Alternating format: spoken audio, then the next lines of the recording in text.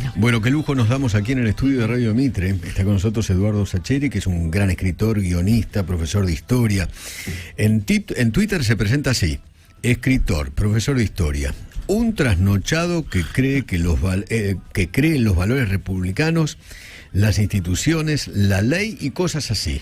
¡Qué crack! Como nosotros. Es un distinto. Exactamente. Un distinto, Eduardo, claro. ¿qué tal? ¿Cómo va? Muy buen día. Buen día, Eduardo. ¿Qué tal, Gracias por tocayo? la invitación. Bueno. De Eduardo. De Eduardo.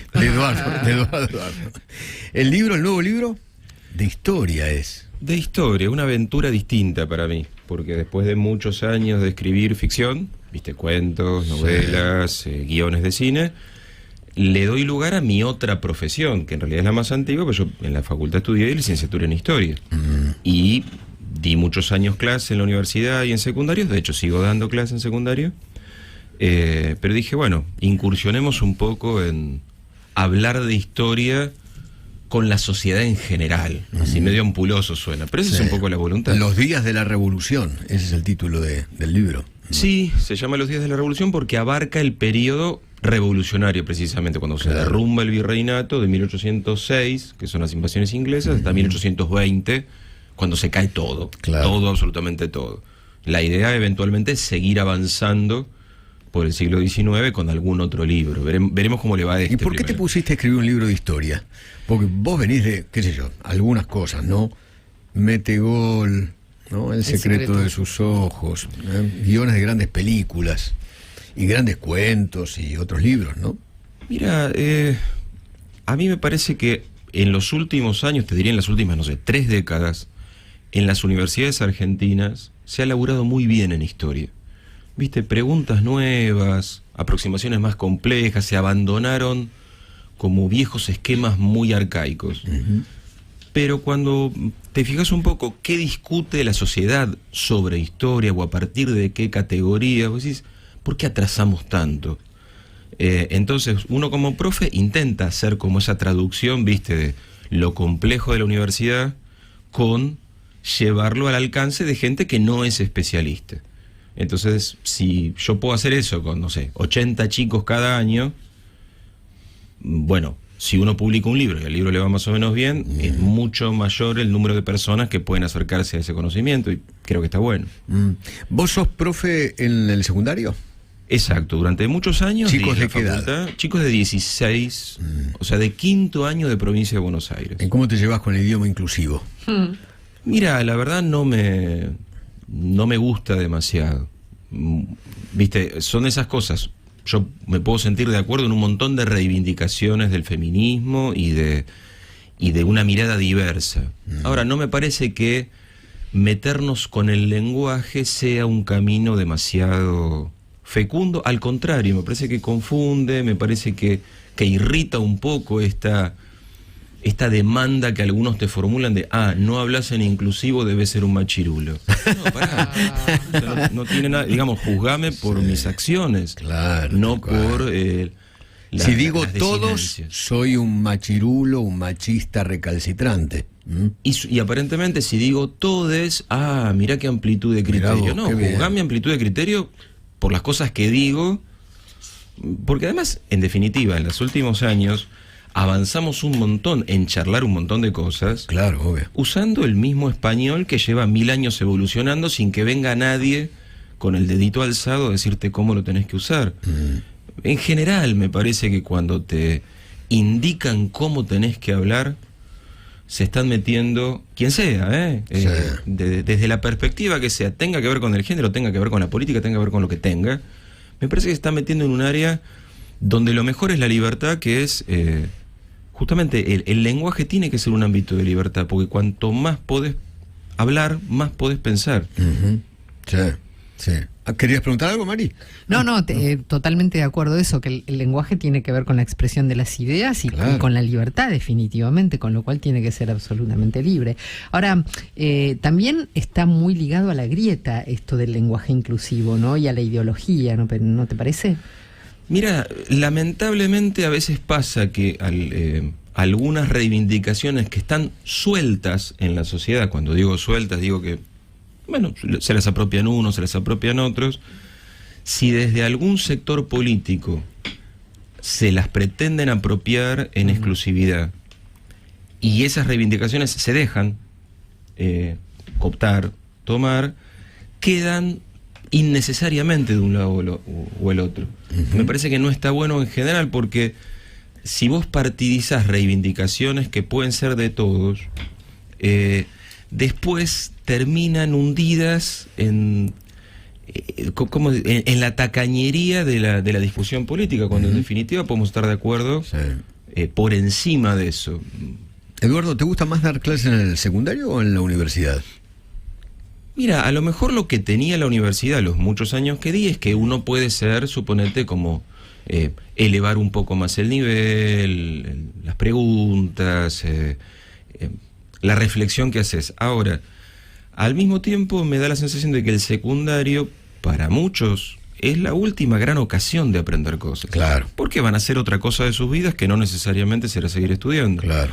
Entonces me dio la sensación siempre de que cuando me fuera quedando con pocas horas por el crecimiento de mi otro trabajo, de la escritura, me iba a quedar con el secundario, y eso fue lo que hice. Y también hay algo que es cierto, Eduardo, con mi otro trabajo a mí me toca viajar bastante, supongo. Claro. Si yo falto un día a la escuela, en la propia escuela podemos arreglar para que yo recupere otro día. El calendario de la universidad es como más rígido. Claro. ¿Viste? No puedo... Claro. La gente no va todos los días a las mismas materias. Bueno, hasta esa cuestión práctica. Si hoy tuvieras que recomendar 3 libros, ¿cuáles serían? Mira, de ficción hablamos. Sí, lo que quieras. Mira, van a ser muy clásicos, tipo, por ejemplo, algo de Borges uno tiene que leer, aunque cueste.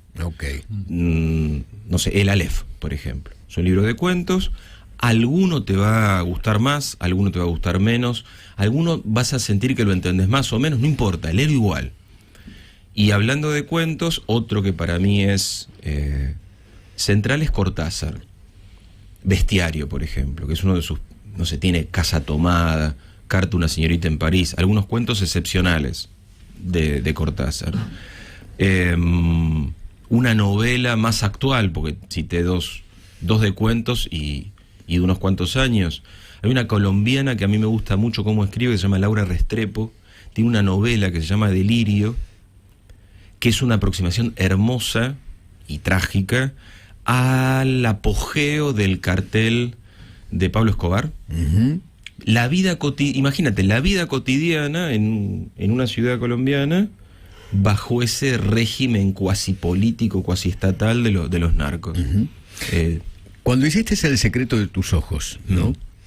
¿Es una historia real? ¿Es una historia imaginaria? ¿Te basaste en algo en particular? Mira, yo cuando estudiaba en la facultad trabajaba en un juzgado criminal de Capital Federal. Mira vos. Sí, en un juzgado de sentencia cuya jueza era Carmen Argibay, quien fue jueza de la corte, ministra de la Corte mujer Suprema. excepcional. Y bueno, era un juzgado que funcionaba a las mil maravillas, aprendí un montón. Y claro, te imaginas 18, 20 años, un pibe que estás estudiando y te encontrás con crímenes, abogados, fiscales, víctimas, testigos, presos. Entonces la jueza de la película es Carmen Argibay. No. No, porque hay una historia de amor ahí, Eduardo, no. No importa. No hagas lío, Edu. No importa. ¿Sabes qué es lo que hay? No sé por qué me imaginé. No, ¿sabes qué sí tomé de mi juzgado? Gente que quería laburar bien. Porque si vos, en el fondo, la historia del secreto de sus ojos son un par de empleados judiciales queriendo trabajar bien, queriendo sobreponerse a la mediocridad, ponerle de uno de los jueces que aparece. Claro. Vos ves a la secretaria, que la hace Soledad Villamil, intentando laburar bien. Claro. Y a Franchella y a Darín haciendo lo mismo. Y el otro juez medio chanta, ¿no? Claro, entonces te diría que esa parte sí puede tener una inspiración real. Ahora, el hecho en sí es inventado. Se me ocurrió un día saliendo de tribunales esa imagen que si vieron la película, la imagen de la jaula cerca del final. Es impresionante. Un tipo adentro, un tipo afuera. En un campo allá perdido, vaya a saber por dónde. Bueno, esa imagen, viste, en general las novelas no se te ocurren todas enteras, o a mí al menos. Se te ocurre como una imagen fuerte, vos decís, uy, qué fuerte esto. Y después empezás como... Pero el personaje termina siendo justicia por mano propia. Para mí es muy polémico lo que termina siendo. De hecho, viste, después de la película muchas veces me preguntaron si a mí me parecía bien, me parecía mal, si estaba de acuerdo con esa acción del viudo de la víctima. Yo la verdad no lo sé. No sé qué haría en una situación así de trágica y así de horrible. Porque pensarlo hasta desde su punto de vista, convertirte en carcelero de por vida también es horrendo. Vos me habías prometido que era de por vida. Usted dijo perpetua. Exactamente. Así le dice. Así le el dice. personaje. Esa película debo haber visto por lo menos 5 o 6 veces. Mirá. Cada vez que está en la tele, me quedo viéndola en el lugar donde la agarré. Yo la vi muchas veces la película, aparte ejerzo el derecho hace más de 30 años, con lo cual me sentí muy identificado, hago derecho penal. Y me quedó también la historia de cuando vos marcás que la pasión, que uno puede cambiar de distintas cosas en la vida, pero no pasión por un club. Y va Franchella al estadio, no me acuerdo si es Racing Huracán. Huracán, la cancha de Huracán también. Claro, van a buscar en la hinchada de Correcto, Racing, pero en la cancha, en la tribuna visitante del Ducó. Exacto, que la pasión también mueve a un delincuente, a quien sea, ¿no? ¿Y por qué lo hiciste con Racing y no con Independiente? Mira, había una serie de descartes. Campanella me había dicho, bueno, tiene que terminar en una cancha la persecución, porque en el libro era diferente. El Ducó es muy lindo, el estadio Huracán. Era un gran desafío, una cancha hermosa, pero claro, llevar el guión para ir era complicado. Ahora, puestos a descartar equipos, descartamos River y Boca por su masividad, claro, son demasiado conocidos. Descartamos San Lorenzo porque la idea original era hacerlo en su estadio y San Lorenzo cambió de estadio, y me quedaba en Racing Independiente. Yo sinceramente, Eduardo, poner a un golpeador, violador, asesino, hincha de mi club, no, ni loco. Ni loco. ¿Qué te parece? Muy bien. Viste que uno quiere fingir, es mentira, pero no, los de mi club son todos premios Nobel de la Paz, son toda buena gente. Aún cuando tenemos cada uno, pero bueno. Oh, por Dios. Pero bueno, ese fue un poco el motivo. Igual los de Racing se quedaron re contentos. No, aparece a la academia y yo les digo, pero es por un asesino. Claro. No me importa. Franchelas de Racing. Franchelas de Racing. Sí, igual, ojo, esta decisión del guión, viste, fue muy anterior a que llegara Guillermo al elenco. Esa fue una de las últimas estupendas decisiones de Campanella. Digo, el ofrecerle el papel a Guillermo, porque cuando estábamos escribiendo el guión, suponete, él ya tenía como muy pensado que Ricardo Darín y Soledad Villamil fueran la pareja protagónica, pero el personaje de Sandoval, ese es el apellido del personaje, estaba como con varios actores posibles. Y Campanella dijo, no, esto, mira que Franchella lo va a hacer genial. Fue un laburo impresionante. Porque a Franchella lo teníamos en otro lugar. En otro rol, claro. En lo cómico. El comediante. Yo creo que uno de los mejores rasgos de los grandes directores es ese de, mirá, ustedes están viendo a fulana en tal lugar, pero también puede hacer esto otro. Anticiparte, bueno, en cualquier laburo, creo, esto de quien se anticipa a ver lo que los demás no ven. Otra película que también hiciste es La Odisea de los Giles, ¿no? Ajá, ¿Cómo se te ocurrió eso? Mira, a mí en distintas novelas me ha gustado como aterrizar en la Argentina reciente, de mi propia vida o de la Argentina de mis viejos, como mucho, y pensar con una ficción en determinados momentos de la Argentina. ¿Y eso es la Argentina de los vivos contra la Argentina de los giles? Y es la Argentina del 2001, viste, de una desilusión más, una lucha encarnizada entre vivos y laburantes que termina mal. De hecho, yo me acordaba cuando estaba escribiendo esa novela de un amigo mío, de que jugamos juntos al fútbol, y siempre decía, yo no confío en los bancos. Y entonces el tipo, cada vez que agarraba un dólar, lo enterraba en el jardín. ¿Me jodés? ¿En serio? Sí. Lo enterraba. ¿Literal? Tenía un... ¿Cómo hacía? No, tenía una latita, el tipo. Las latas de Nesquik. El tema es la humedad. Sí, pero La pensaste, Eduardo. No lo pensé. Hay que ir a tu jardín. Lo he visto. Se lo recomendó Willy. Lo he visto. Sí, el problema cuando buscaban... ¿Te acuerdas cuando buscaban la guita enterrada de los Kirchner? El problema era la humedad. Claro, también. Sí.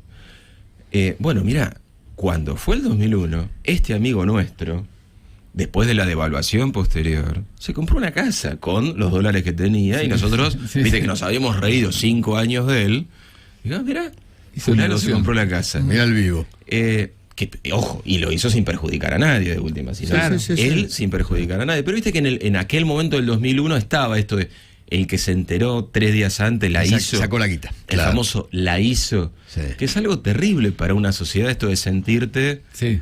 esto, o Exacto. los vivos que la hicieron y los giles que no la vimos venir. Entonces la caja fuerte enterrada en ese campo era la latita de tu amigo. Mira, a partir de ahí, como te decía, uno va como tomando distintas cosas.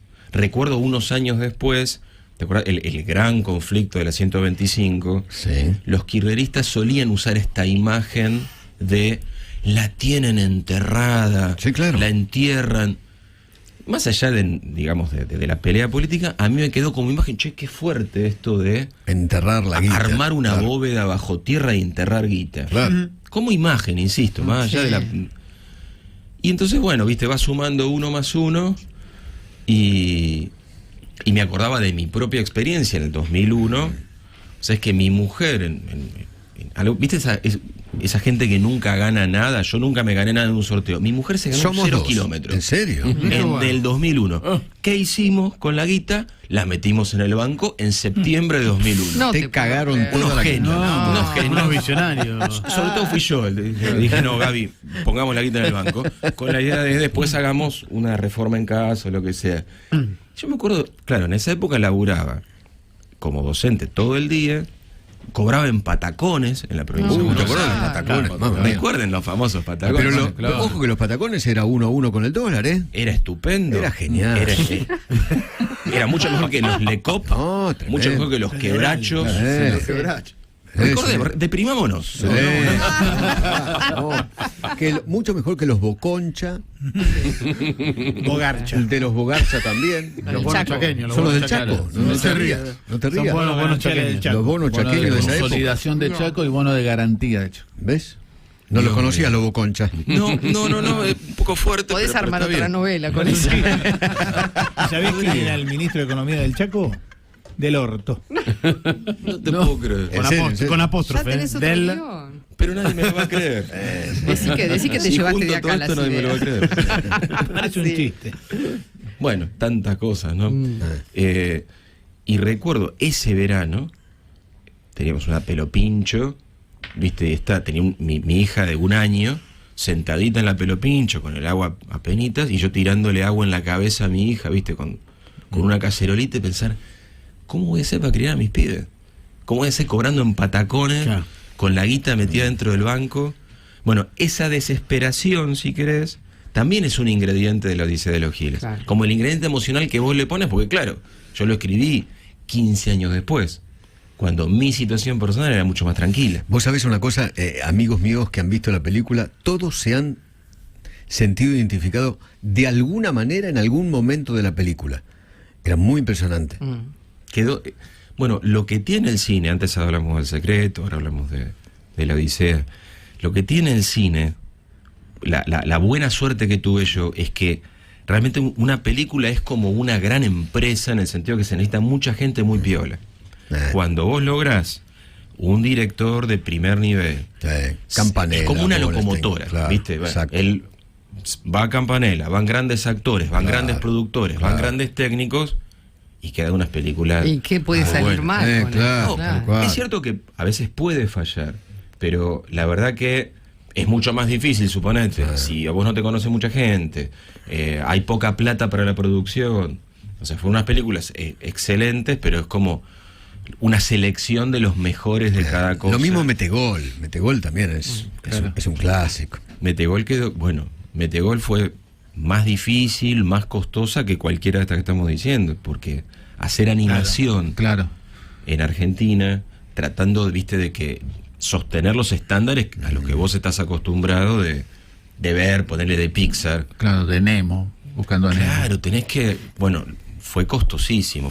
La parte mía, que fue la del guión, fue mucho más simple que todo lo que vino después en Metegol. porque Pero fue un éxito mundial, Metegol. le fue muy bien, pero vos fíjate que fue tan difícil, tan costosa, tan larga, que no se atrevieron a meterse en Metegol 2. Que hubiera sido una digo, como seguir con claro. la idea, seguir con los personajes. Claro. Porque desde la Argentina no era tan fácil de hacer. Sí.